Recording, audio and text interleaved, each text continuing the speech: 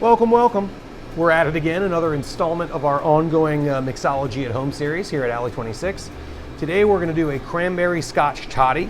So I've got our kettle going, if you're wondering what that bubbling sound is. And I've already poured some hot water in my mug. It's important when you're making any hot drink to make sure you heat the vessel, just like you would chill the glass before you put in a stirred cocktail, to make sure that you don't warm up your drink in that case.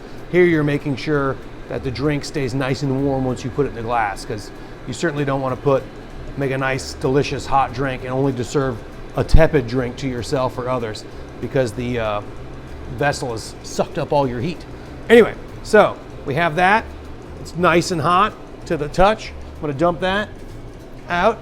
Cranberry Scotch Toddy. Now, sometimes here at the bar, we'll infuse the scotch with cranberries, and we'll go through layers and layers and layers and layers and layers of effort. At home, maybe there's a simpler way. So this is our hack version of a Cranberry Scotch Toddy.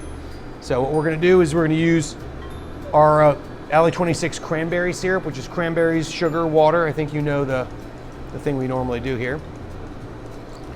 I'm going to take this bottle I've already opened, and always make sure you tip it up and down a few times. Make sure, as I've said before, we use real things. So get them back integrated just in case. I'm going to use a ½ ounce of cranberry syrup.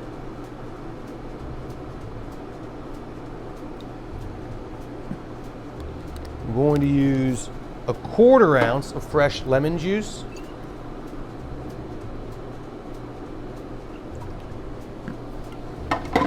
And we're going to use 1.5 ounces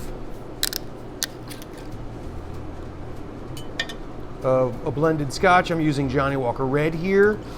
I like Johnnie Walker Red for these drinks. Johnnie Walker Red may not be the drink I want to sip on neat, but I like it to mix with, because it's pretty aggressive and it comes out on the other end. And if I'm going to put a bunch of other bolder flavors on it, I definitely want to make sure that my scotch doesn't get lost in the cocktail. Last but not least, a dash of Peychaud. Peychaud is that New Orleans bitter. And unlike Angostura, which is mostly, say, dried orange peel, and those baking spices, clove, allspice, cinnamon, Peychaud is got a like orange oil, like almost a fresher orange citrus note to it. And then anise is a pretty big part of the profile. So I'm going to take one big dash of that in there, and then, oh, my kettle is just about there. This over here and this over here, perfect. Now, once it starts, there it goes. Good timing. I'm gonna go ahead and pour this to just like 1/4 to ½ inch above the handle here. So I've added maybe 3.5, 4 ounces of hot water, because I want it to be nice and hot. And then if you have a channel knife, you can do like a fancier twist, but however you want it. I like a little lime on this drink. I think you could use, although we use lemon in the drink, I like lime. It's Christmas time, green and red work together, but also the smell of lime and cranberry go very well together. Okay, and then we're going to garnish this with a little lime, and just going to take this knife and try to keep it as close to the skin as possible, not get a lot of fruit in there. So like right like that.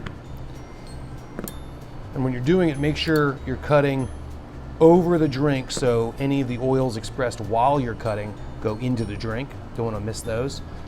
Quick run around the outside, and then right on top like that. Sneak it down the outside of the glass, and there you go. Cranberry Scotch Toddy.